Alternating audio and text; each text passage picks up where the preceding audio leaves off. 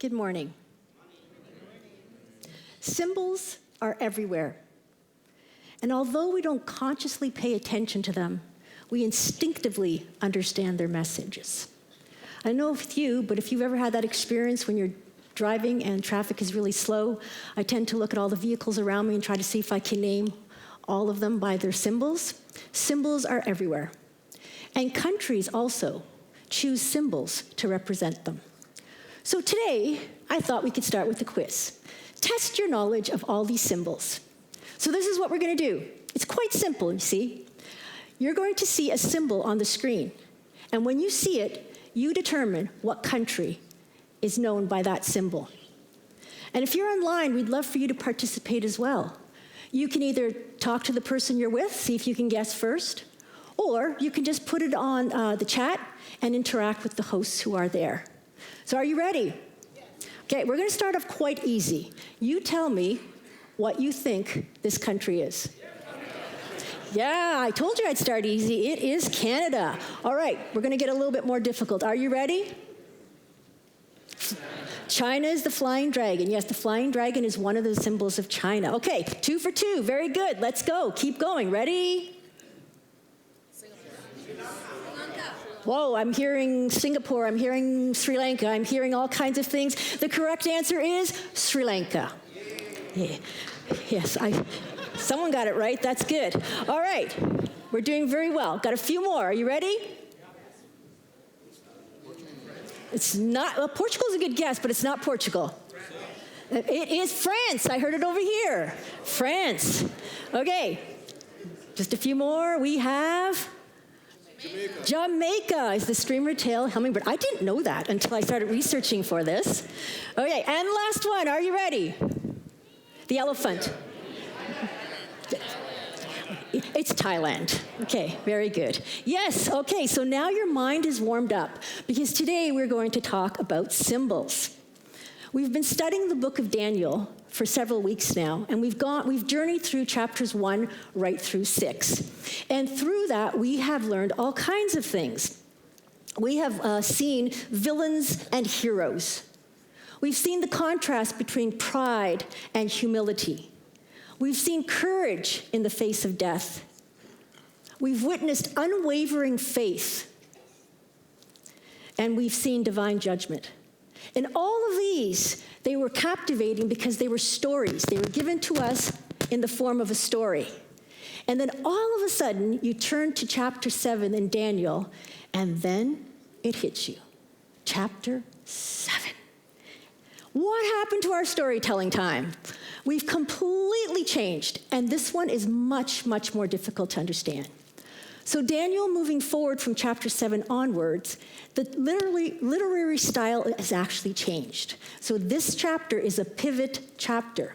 So before we were talking about historical context through storytelling, and now we're into something that's called apocalyptic literature. And this literature is quite different, and it's intentional. It is literature that is mysterious. And it makes uses of symbols and poetry and figurative language, and it's also prophetic. Although we use that word and sometimes we think about it as, oh, it's the end of the world, that's really not what the word means. The word really means that God is just opening up some curtains and letting us see something, letting us see what's happening on earth through a divine perspective. So although chapter 7 is much more difficult to understand than the previous chapters, it's actually quite important. And it's also quite important that it falls after chapters 1 to 6. Because in actuality, this dream that Daniel had didn't happen after chapter 6. It actually happened somewhere between chapter 4 and chapter 5. So it happened before the writing on the wall. Do you remember that story?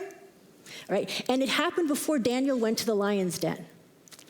But from our perspective, almost 3,000 years later, we listen to chapters 1 through 6, and we get the backstory. We get the backstory that we see that God is faithful. We've seen him faithful to Daniel and his friends. We see that God is sovereign. We see that God is above the kingdoms of the world. So we've got all that in our back pocket because we've just read through it, and now we can better understand the actual dream that Daniel has in chapter 7. And the big story, or the big idea of this, is that knowing God is in control gives me peace and shapes the way I live. So let's say that all together. Knowing God is in control gives me peace and shapes the way I live. Sorry, people. I mean, the children downstairs can do a much, much better job than that. Let's see if we can do it a little louder. Ready? Knowing God is in control gives me peace and shapes the way I live. So follow me for the next 20, 25 minutes or so, and I hope to show you that this is more than just a phrase. That if we can experience and know in the depths of our heart that God is in control, we can have that peace, and it can shape our lives. So let's get into it. The dream. The dream starts with Daniel saying, "In my vision that night, I saw a great storm, churning the surface of the great sea. Winds were blowing in every direction." Okay, I don't know about you, but when I have a dream, it's all over the place. You're here in one place, and then all of a sudden you're over there, and you're talking to this person, and suddenly this person turns into another person. You get the picture? You've experienced that? Okay, this is sort of what's happening here. So he starts off the dream in a very, very scary situation. It's in the middle of a storm, in the middle of a great sea. The winds are blowing in every direction. The waves are high. There's a lot of noise that the wind is creating. It's a place where you feel that there is lack of control. It is definitely a place of chaos. It's a place of fear and devastation. So that's where he is right now. And then out of this particular storm, 4 beasts come out of this water. And they're not just animals like we know them. Some of them are kind of animals we know, but they're different. Something is drastically different about them. So let's look at these, okay? So the first one is a lion, and it has eagle's wings. Now this particular beast represents Nebuchadnezzar and Babylon. Just like the little photos I gave you at the beginning, they're symbolic of a country. This one here is symbolic of Babylon. And we know this from other clues in Scripture. So for example, Jeremiah and Ezekiel tell us about that. They refer to Nebuchadnezzar as the lion, and Babylon as the lion and the eagle. In another way we know that this is Babylon is because in Babylon at that time, there was this massive gate in the city, and it was decorated with all these lions. So it was very much a symbol of that place. So we see that this is happening, and we see in Scripture that the wings are plucked off, and that symbolizes the time when Nebuchadnezzar went through his time of insanity. But that creature, that beast, is so odd and so strange, but it doesn't end there. I mean, this dream just keeps going. Another beast rises up, and this one is a bear. And he has 3 looking like either ribs or tusks coming out of his mouth, okay? And he looks pretty ferocious. And he's not an even-keel bear, because his back is kind of like this, sideways, because one side of his body is higher. And that particular empire represents the Medo-Persians. It was a partnership, but because one side is higher, it was signifying that the Persians were the greater power. The tusks, or the ribs in the mouth, represented 3 kingdoms that they conquered. Okay, he's hardly getting over the fact that there's these 2 beasts coming out of this storm. A third one rises up. And this one is a leopard with 4 heads and 4 wings. And this signifies Greece. And the 4 wings and the 4 heads are symbolic of the time when Greece was divided. So Alexander the Great was a mighty warrior, and then when he died, his generals divided the kingdom into 4 parts. And then, lastly, so you've got these creatures that kind of look scary, that kind of look very strange. You're in the middle of this horrible, chaotic, fearful environment, and then the 4th beast arises. This one is a completely, dreadfully terrifying beast. He's got 10 horns. It's nothing like you can compare with other animals. It's just this horrid-looking beast that is so terrifying.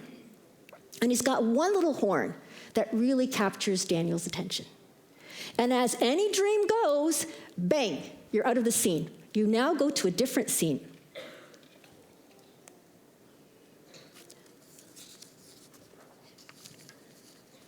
You're now in heaven. And now you see something totally different. You see the King of Kings, the Ancient of Days, who's on a throne. And his clothing and his hair is white as snow. And he sat down on a fiery throne with blazing wheels. And the river of fire was pouring out, flowing from his presence. Millions of angels stood and attended him. And the court began its session, and the books were opened. So you've got these two contrasting settings. You've got this one here on the earth that's scary and frightening, and you feel out of control. And then you swap over to this scene in heaven, where everything is in control. You've got chaos here, you've got order here. You've got stuff that's out of control here where evil is reigning, and over here, you've got a righteous judge who's judging. Total control. What's happening here does not overpower what's happening here. God is in control. And this is the lesson that he's trying to give to Daniel. So he sees this, and then all of a sudden, of course, you come back to earth. And he is now continuing watching. He's looking at that little horn that has come up and destroyed 3 other horns.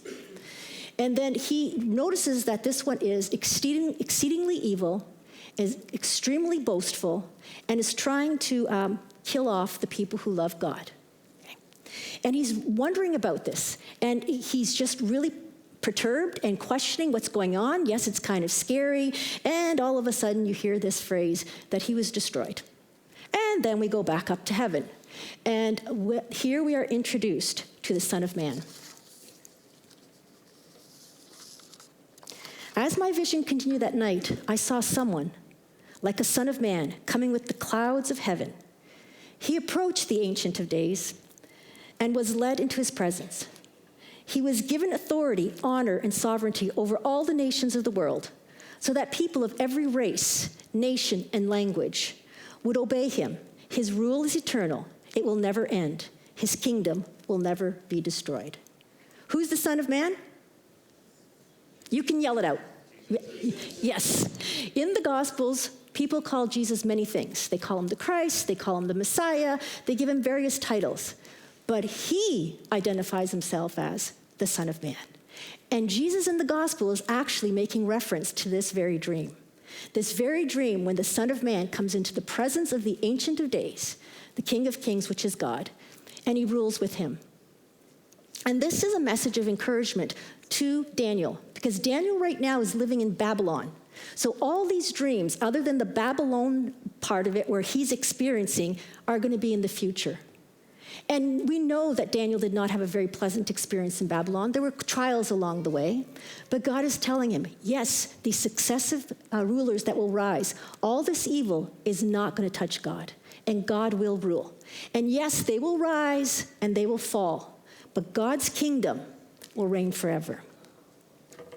And if we go a little further and we try to understand a little bit more of this dream, we can find out that the animals and the beasts were actually not random. This is actually a biblical theme and a historical theme. If we go back to the creation of the world, we see that God created humans as the pinnacle of his creation. And it gave them the gift to rule the earth alongside with God, as God's partner. But then there was a beast that came into the picture in this story, and that beast deceived them and convinced them that, yes, they could rule the earth because God has given them that power and God has given them that privilege. But you know what? You can do it without God. You can do it on your own terms. You have the ability to discern what's good and evil. Don't really need God. Adam and Eve gave in to that beast. And then the very next generation, their 2 children, Cain and Abel, 2 brothers. Cain becomes jealous of his brother Abel and very angry with God, and he wants to kill his brother. And God comes to him and says, you know, sin is at the door. It can overrule you, but don't let it. That's another form of a beast, the sin. So we see in this dream that beasts are symbolic of various nations, but beasts are also symbolic of evil in Scripture. And God is saying to Daniel and to all of us here in the future that when God's pinnacle creation, human beings, start taking good and evil into their own hands, with their inability to really discern what it is, they will start acting out the evil, and they'll start acting out like these beasts. So Cain gave in to the beast and killed his brother. And every successive generation has done the same thing. In Daniel's time, it was the Babylonians. Then there was the Medo-Persian, the Greeks, the Romans, and so on through history. And it continued after Scripture. If we go through the 1300s, there was a leader named Timur who was ruthless in his conquests, and he destroyed whole cities.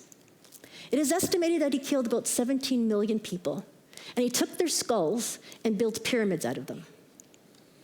If we move on in history, there was someone by the name of Queen Mary who lived in the 1500s, and her nickname was Bloody Mary, for she killed so many people. She wanted to change England back to Catholicism, so she was killing off Protestants and burning them at the stake.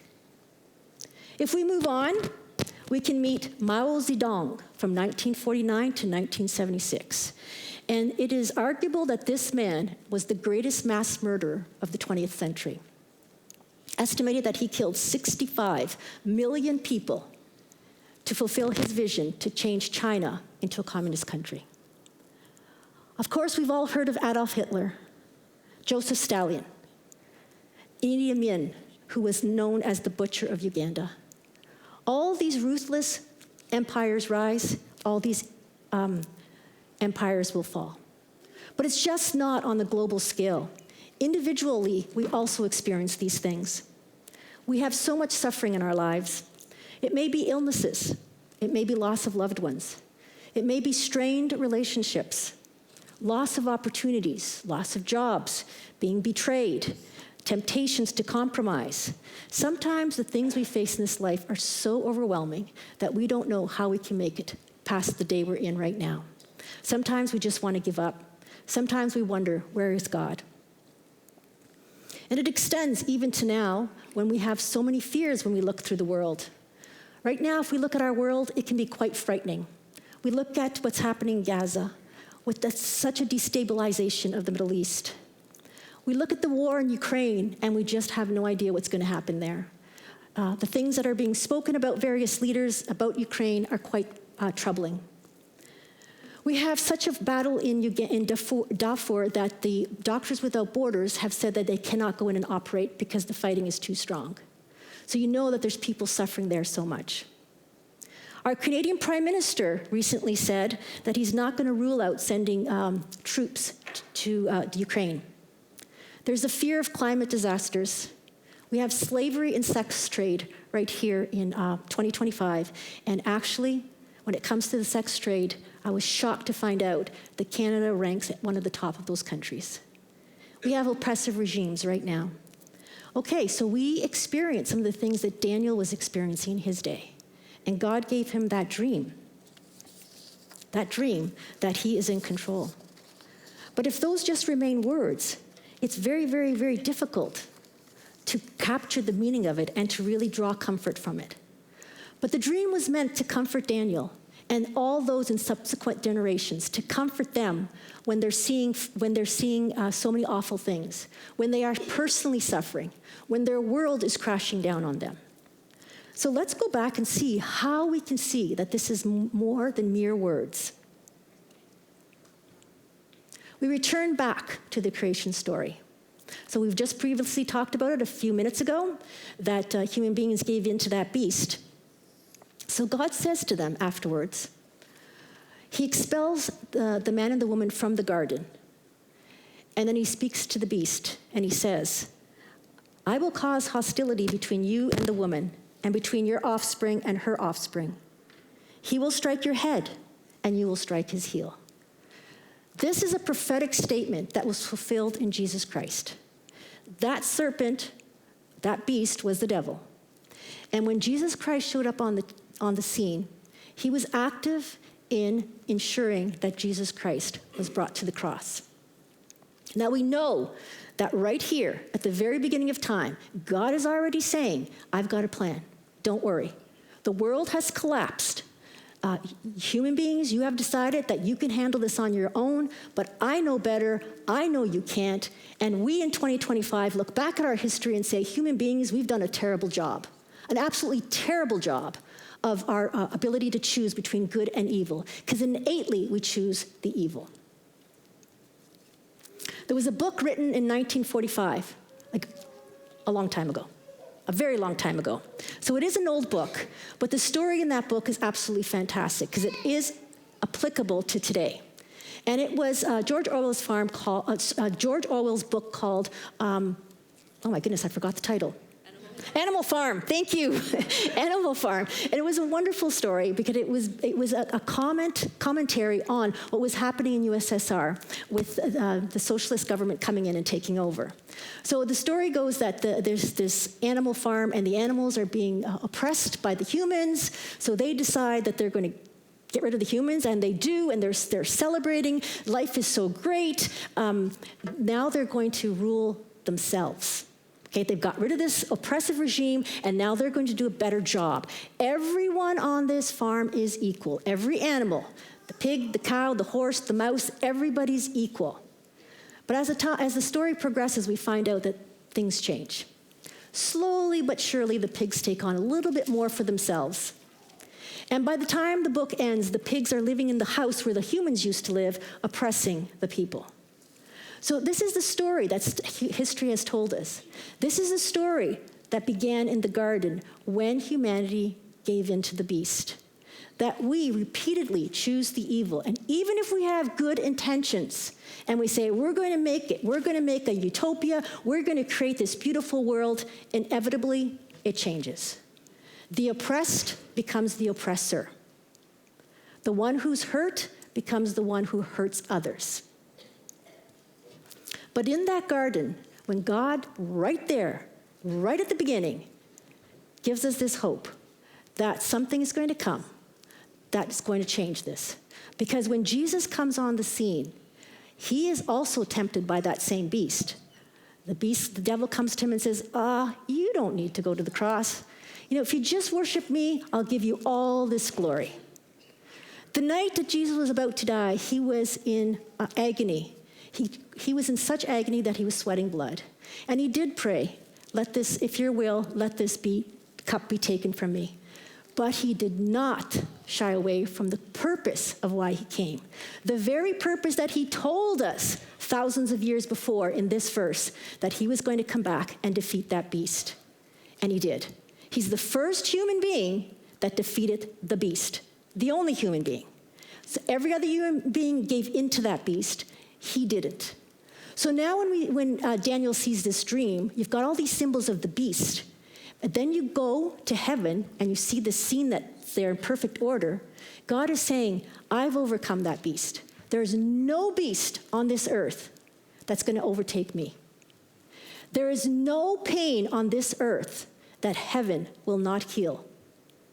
That's a pretty profound statement, because if we look around just this room, if we all started to share the things that are breaking our hearts, the way we're suffering, we would not be able to handle that cumulative pain. It would be so much. There's so much suffering right here in this room.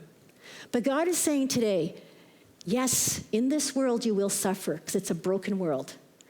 But I'm greater than this world. I've come down and I've defeated the enemy. Don't underestimate the impact of the cross. I'm here to heal you. I'm here to help you. None of the things that happen in this world is going to derail God's plan. He says it in Genesis, and it continues on right through to the time that he dies. He defeats the enemy. He rises to heaven, and now he rules with the Father.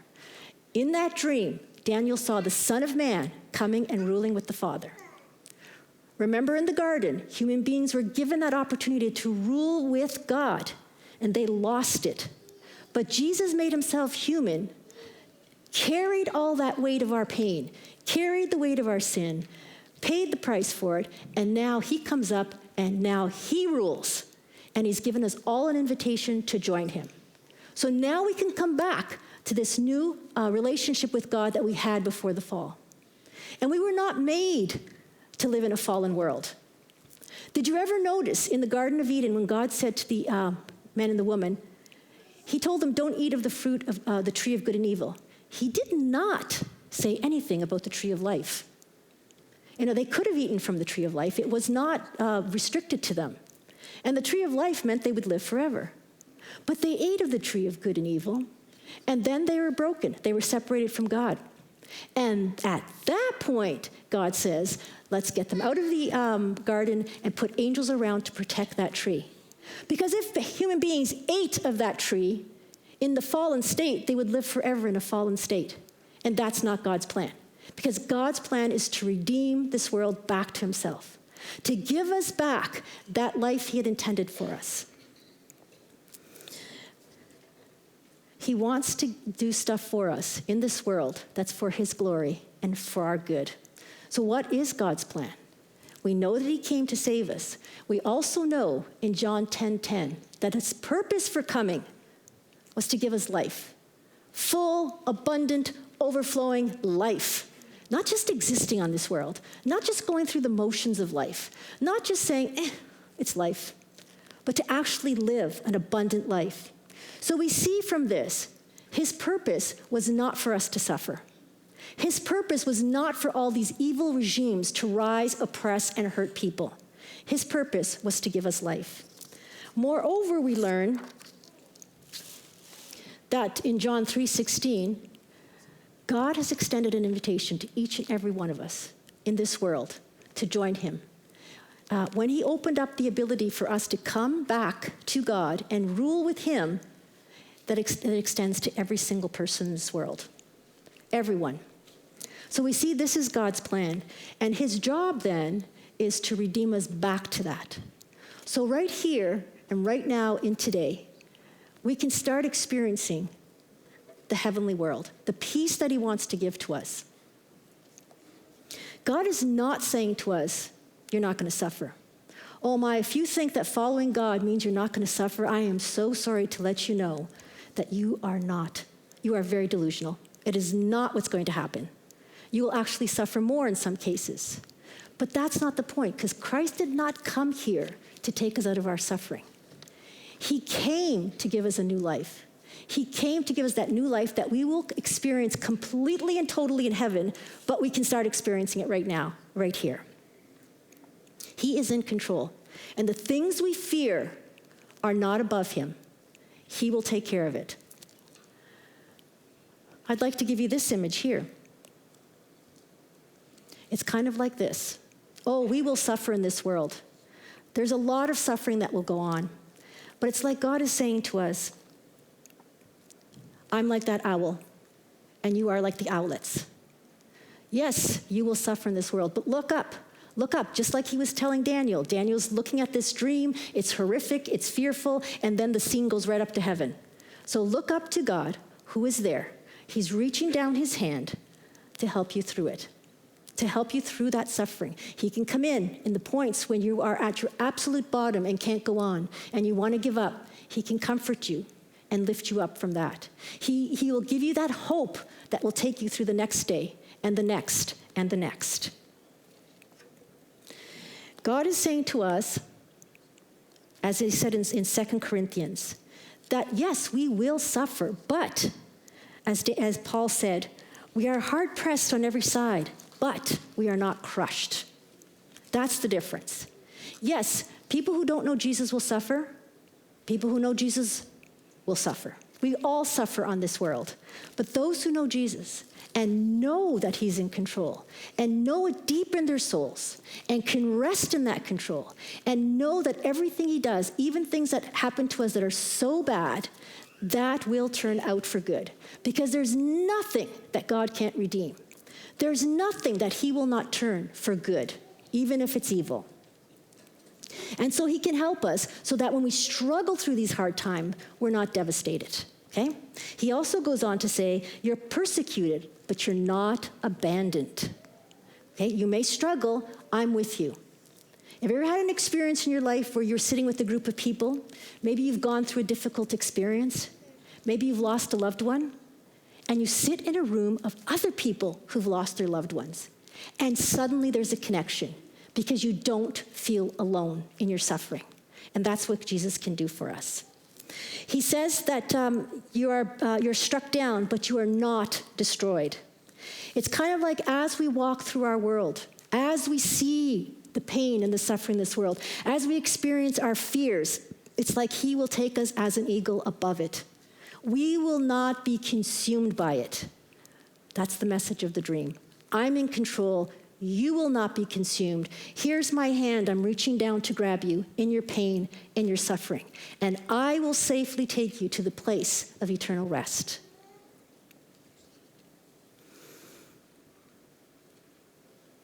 But there's more. There's more that I want to tell you. I want to give you an example of two people in the Bible and show how they respond to this knowledge. I want to talk to you about Daniel, and I want to talk to you about Jonah. So we know about Daniel because we've been studying him. He was a young person that was taken into captivity. He was actually quite intelligent. He was taken into Babylon, into the royal line. He was taught many things, and he became a very, very influential leader in that country. Okay? We know Jonah. Jonah was a prophet of God. So two very different people. The prophet has studied and had known so much about God because he was actually God's spokesman for the people. And Daniel goes through hardships, but he keeps his eyes on God. And then one day, God says to Jonah, can you go over to Nineveh? I want you to tell them that they're going to be destroyed. And Jonah is not happy. He does not want to go there. And he has good reason why he doesn't want to go there. Because, we talked about various empires. We talked about the Medo-Persians and all those empires we've talked about. The Assyrians were terrible. They were so extremely brutal. And I don't know about you, but I think if I was in that situation, I might think the same thing as Jonah, saying, let them be destroyed. They deserve it. That might be the common thought of the people of the day, because they were a very brutal society. So Jonah decides to go somewhere else. And in a very miraculous way, God brings him right back to Nineveh. And he goes there and he just says the words, Nineveh is going to be destroyed in 40 days. Then all the people repent. Everybody, the king and everybody else. And they change their ways and they're pleading to God. They're saying, have mercy on us, forgive us. And they start to change their ways. And then Jonah's upset. He's sitting there in the desert and he's telling God, I knew you would do this. So why did I have to come and tell them? And as he's saying this, there's a tree that grows up, or a plant that covers and gives him shade. And he goes on and he's having this conversation with God. And then the very next day, the plant dies. And Jonah is really upset. And he complains to God, I should probably die. This heat is killing me.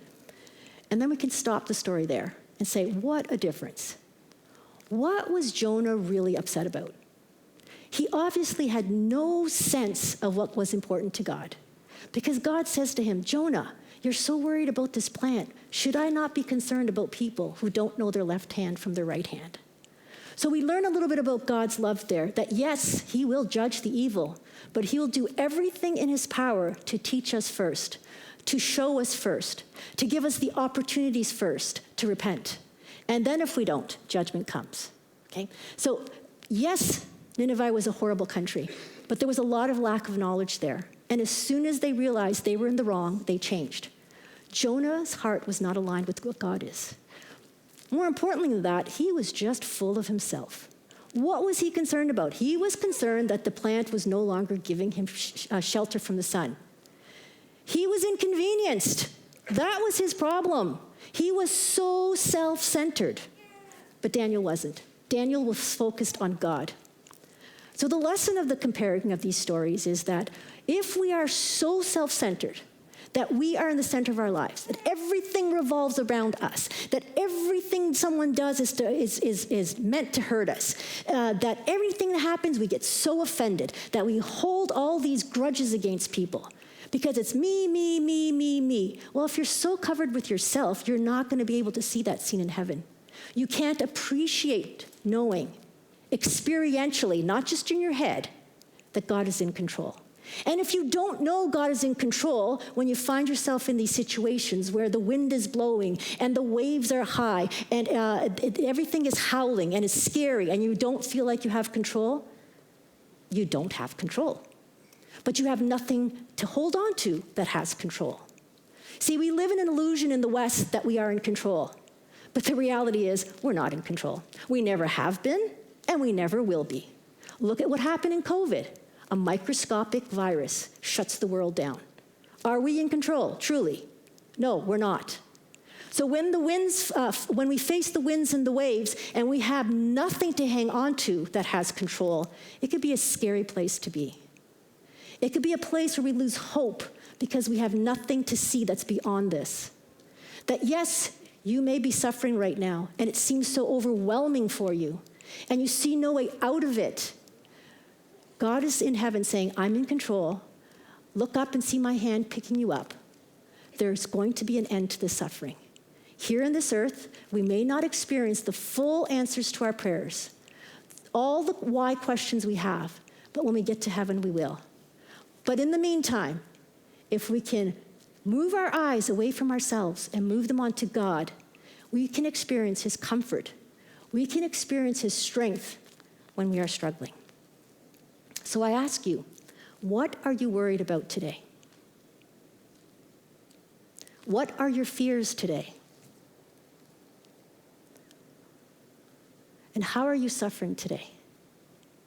Bring them to the cross because he is in control, he loves you dearly, and he wants to carry you through this. And now at this time, we're going to segue into communion, which is a beautiful time where we take some time to remember the cross. Remember what he paid for us so that we could have this comfort in times of sorrow, that we could have that relationship restored to us with God, that we could have the hope of salvation.